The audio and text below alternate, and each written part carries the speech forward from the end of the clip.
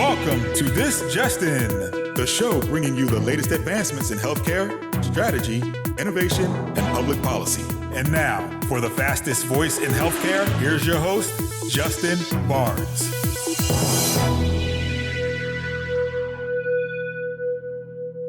Thank you for tuning in, and welcome to This Just In. I'm your host, Justin Barnes. In these segments, I'll bring you the latest advancements in healthcare, strategy, innovation, and public policy. As always, we're broadcasting from the This Just In studios on the Business Radio X network, as well as the Healthcare Now radio network.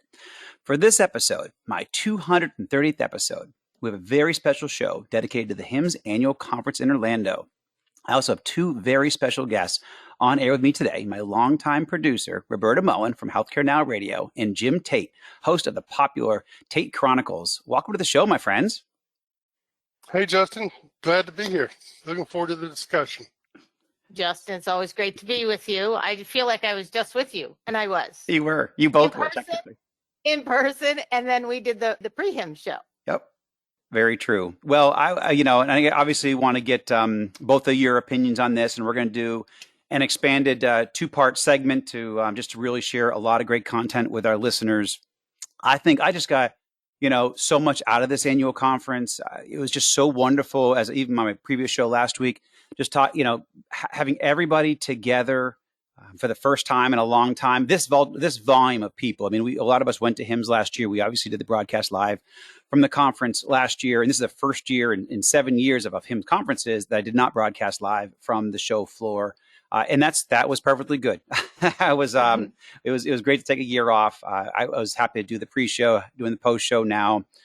But to have, I think the rough number was around 26,000, 27, 28,000. I'm not sure the exact number. You guys actually may know that. But to have that many people, that much energy, everybody ready to collaborate, strategize, share ideas, and just be together. So that was, it was just great. It's been too long, and it was really pent up. So there was just, in my opinion, I felt so much energy. I saw so much energy. Hundreds of friends were there, colleagues through the years.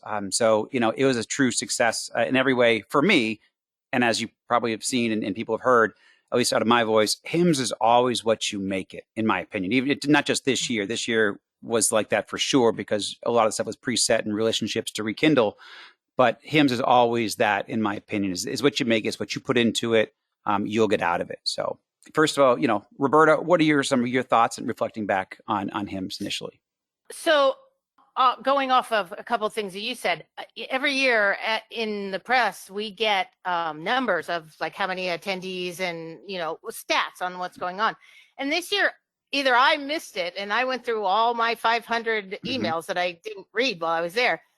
It did not come. So I did a little searching and hunting, and the Orange County Conference Center, they actually reported, because obviously they know how many people are coming because it's their place. And they had, in the Orlando News and the Convention Center, had reported they were expecting 26,000. Okay. And so I think that's where the people are getting that number, that 26,000, because gotcha. I wasn't getting it from press. I know you, but we both were. Jim, did you get any number from them? No, I didn't. But whatever the number was, it really seemed for me to add to the value. A few years back, before COVID, when we would have over 40,000 people, especially whether it was the escalators or the exhibit floor, so crowded that it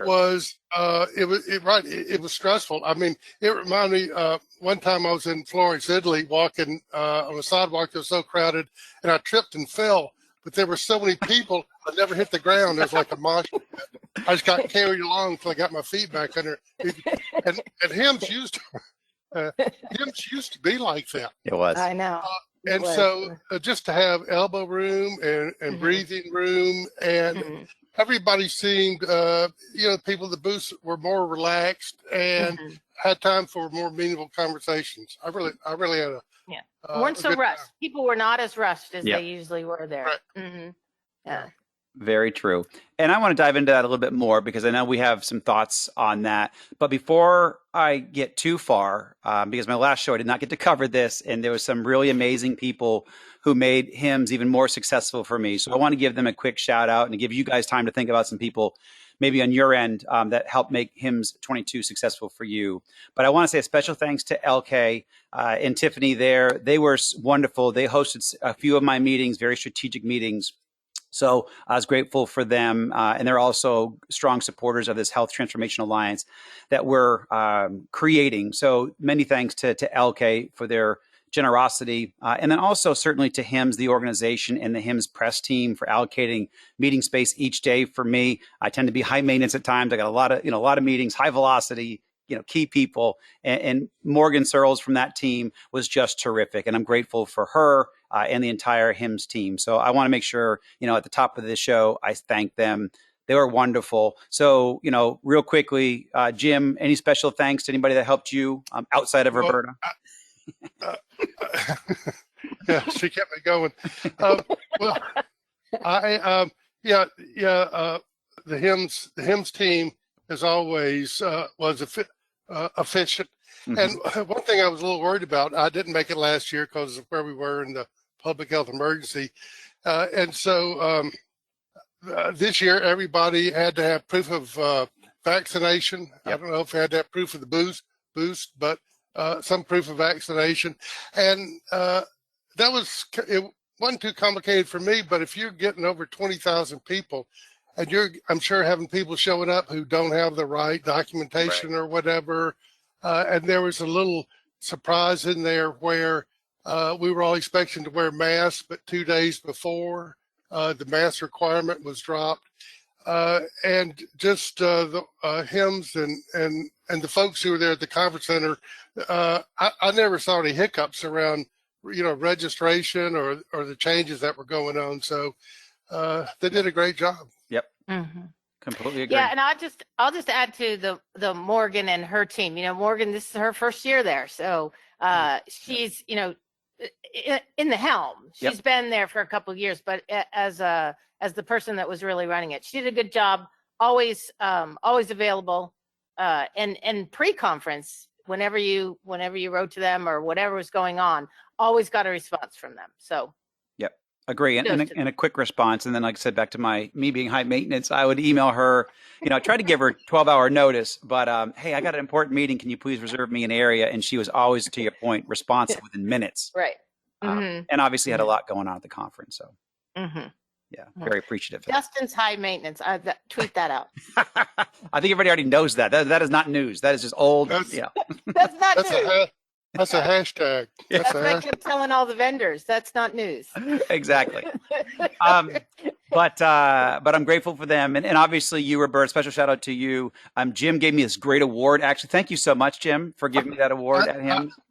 Well, it was a press award for, I believe you've been to 22 straight HIMSS conferences. That's correct, isn't it, Justin? That's correct. Well, not straight, but yes. I started going in 1996, but this is my 22nd HIMSS. Well, I don't see the pin on you. I'm looking at your you're right. I'll be honest with you. I pulled the pin out today. I'm like, I'm going to put this on for Jim, but then my dog grabbed it. I can't find it in my house.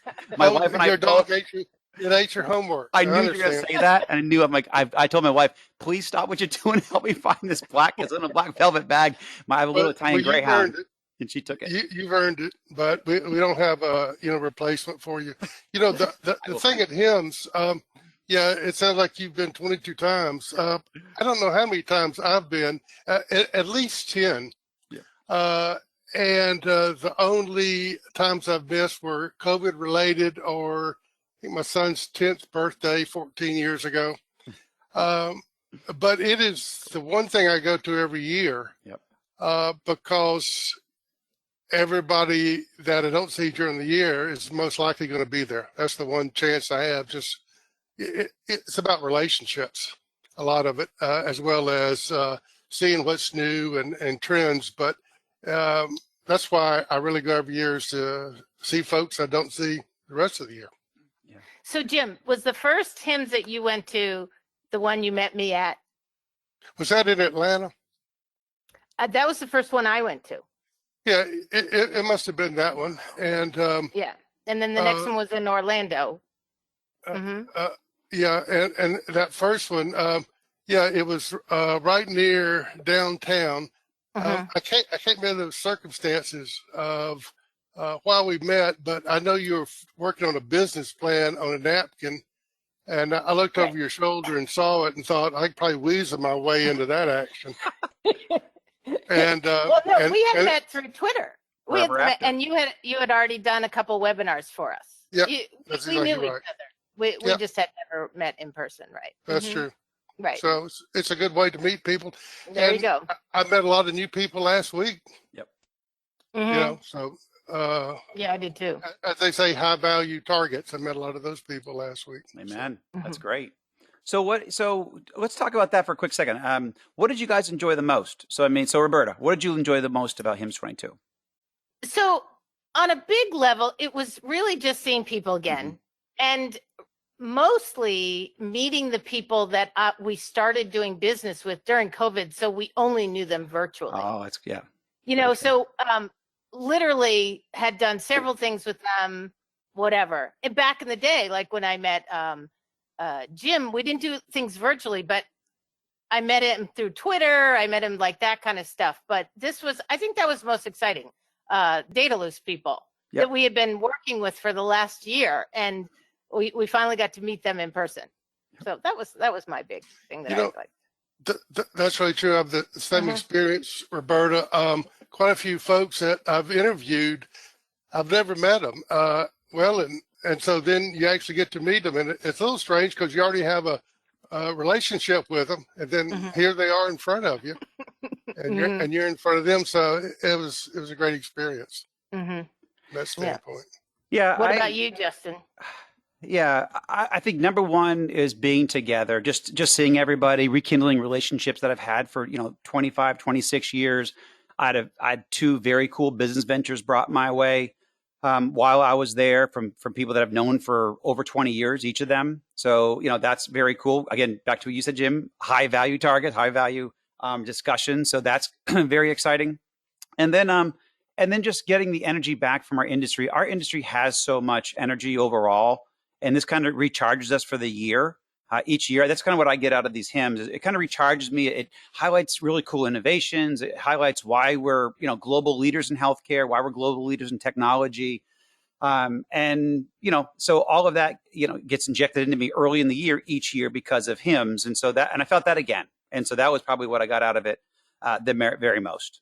So very cool. And I do want to take a quick moment here.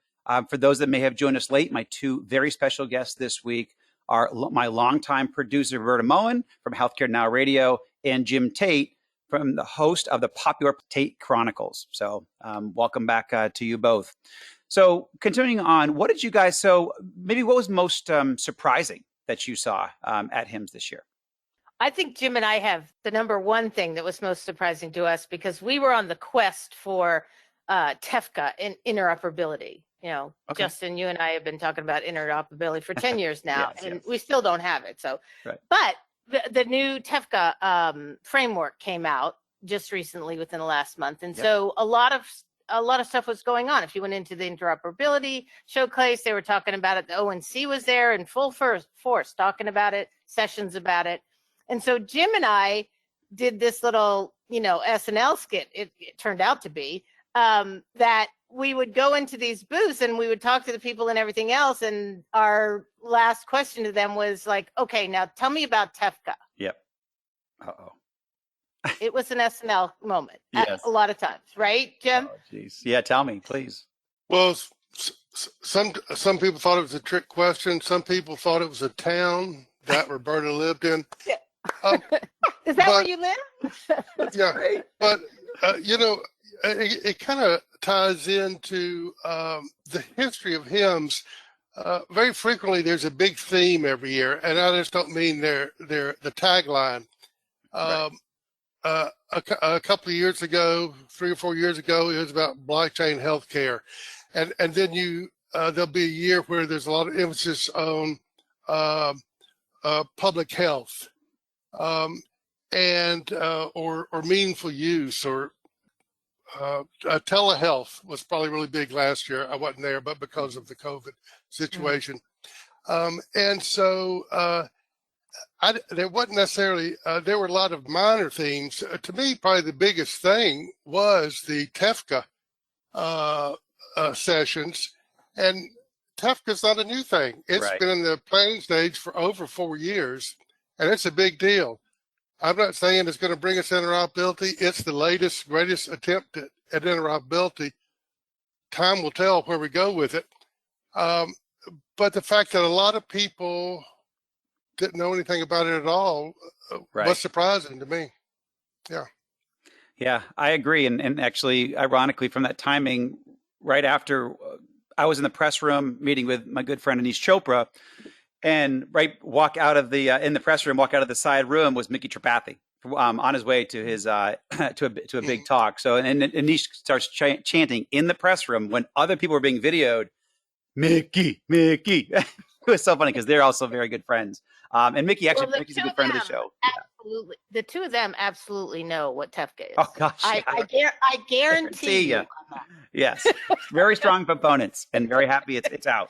And also I love those gentlemen. Great people, great advocates for our industry, been around for a very long time. But that actually, it was kind of funny that you bring up TEFCA just because literally my last brief meeting with Mickey.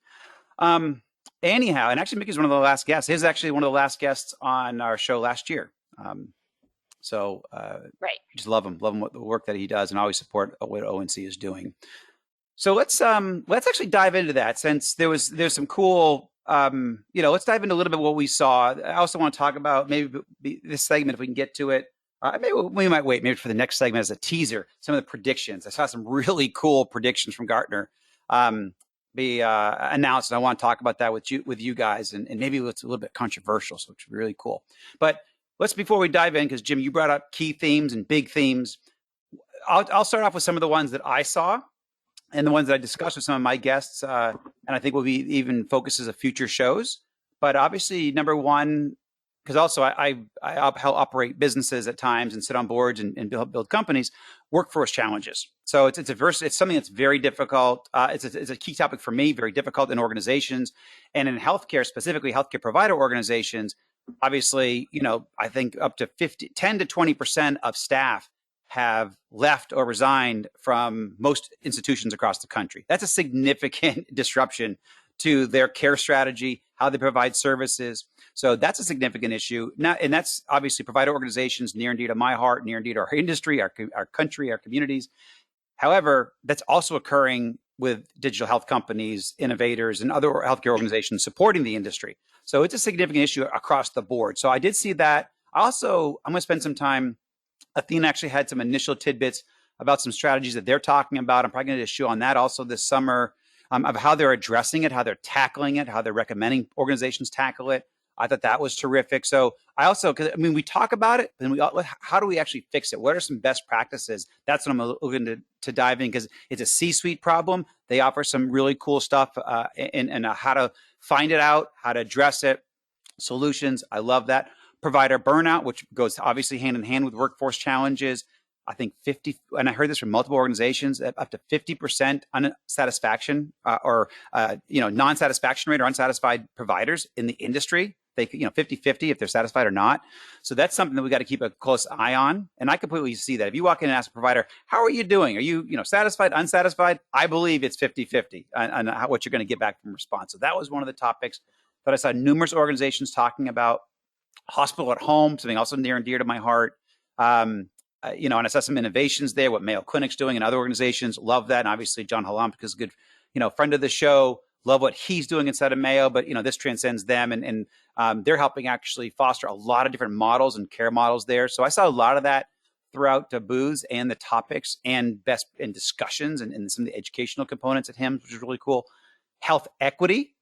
Obviously up to, I think 20% of organizations have health, and maybe about 30% have health equity investments going on, or making sure that their organization has transparency when it comes to health equity and strategies to successfully navigate. So that's excellent. Social determinants of health, SDOH, a lot of sessions on that and strategies and technologies to help support that. And also what to look out for in some communities that may not be able to, everybody wants that in some capacity, but they may not have technology infrastructures to manage, to take data around social determinants of health. So that's interesting to learn. And then obviously RPM. So some of the highlights that I saw, remote patient monitoring for those when you say RPM. But Jim, what are some of the things that you saw, key themes that you saw at HIMSS this year? Well, and I look forward, I guess, to the next segment. Justin, we'll talk in some detail about workforce adjustments. Cool. I've been running across some interesting things about that. But in HIMSS specifically, it seems like every third booth talked about AI, artificial intelligence, machine learning. And it looks like that it has become such a buzzword. It's like a hammer in search of a nail. Right. Well, that's why I didn't bring it up. Yeah. Right. And it is a real thing. There's no doubt. Yep. And it's going to bring a lot of value to healthcare outcomes. Yep. But if anybody had even the most remote attachment to it, they would have it on their booth. Right. I saw that everywhere. So true. One thing I saw I kind of liked, and kind of coming out of COVID, we're starting to see more behavioral health, telehealth, televisit type. Of course, the technology's been there, but as an actual appropriate use case. And it seems like that's working. So I was there. I missed the keynote on Friday. Who was that? Remind me who that was. Michael Phelps. Michael Phelps. Yeah, Michael Phelps. And so he's a big proponent of that. And so it looks like that, some use cases are maybe the silver lining of this COVID business we've been through. And remote behavioral health process maybe part of that. So that's a good thing. Yeah. Mm-hmm. Roberta, what about you? So my three key things that I thought that I was always running into was, one, of course, interoperability. Two, there's still a lot of talk about the cloud. Not everybody's still in the cloud, and everybody should be in the cloud, and they're moving to the cloud. So there was still a lot of, I thought that any booth that had the word cloud on it seemed to have more people than the other people. So that, and then same as you, Justin, really, patient, hospital to home. It's a big deal. Yep. Very true. So in that direction, amazing innovations. So what did you see? So, is it the hospital at home that you saw, or anything that you saw that you were impressed by its evolution? Like, we're actually making traction. We're actually getting traction because, some of these themes we've heard about for a long time, but, anything that you've seen out there that really impressed you from an innovation standpoint? Roberta. Amazing. Yeah. No, seriously, I didn't see anything that I was saying, wow. The patient hospital to home is an interesting subject, so it had a lot of remote patient monitoring things. The FDA is now certifying these devices that, you can use. So that leads, I guess, to getting paid for monitoring them, that type of thing. And just the delivery care shifting, away from the hospital in every case. And, of course, telehealth has a part of that, gave it a good push, all this remote patient monitoring, but wow, no. Yeah. Sorry. Yeah, Roberta, I'd have to agree with you. There was nothing that stopped me in my tracks, except perhaps on Wednesday afternoon, a lot of booths were going to do social hours or happy hours, but they started them about 45 minutes early. I mean, the libations were flowing freely Wednesday afternoon on the exhibit floor. One thing that you mentioned, Roberta, that it's this whole move from episodic care to continuum of care, continuity of care, whatever we want to call it. It's obviously the best care model, but the reimbursement seems to be based on those episodes. And until there's adequate reimbursement for those, remote patient monitoring, as Justin's talking about, or appropriate transfer of care and, all those kind of things, it's going to be difficult without reimbursement kind of tying A to B. Yeah, I completely agree. And so just in a closing couple of seconds, I think, first of all, I agree with you completely. The regulation is going to fuel a lot of that. We're getting closer. We've expanded the chronic care management payments this year. And I think that we're going to continue to see remote therapy, investments. So I think we're going to continue to see those types of evolutions. And I think my biggest thing, I only got a couple of seconds here, is the hospital at home and just seeing that continue to mature through RPM and other components, AI, a little bit of AI dabbled in there. But I am going to get the hook from Roberta here. So I'm going to wrap the show up now. But please join us next week for our follow-on show. We'll dive in even deeper. But Roberta and Jim, thank you so much. It was great to have you on air. And I truly appreciate you both taking the time out of your busy schedules to join the show. Thank you. Thanks, Justin. You got it. And thank you to all for joining us today. Please tune in weekdays at 2:30 p.m. Eastern, 11:30 a.m. Pacific. As always, you can track me on Twitter at HIT Advisor and use the hashtag ThisJustinRadio so we can respond to your comments from the show. If you missed any of this episode or want to hear more, all my shows are posted on Apple iTunes, SoundCloud, iHeartRadio, and TuneIn. Also, check out some of the new content we posted on justinbarnes.com. Thanks, everyone, and stay safe.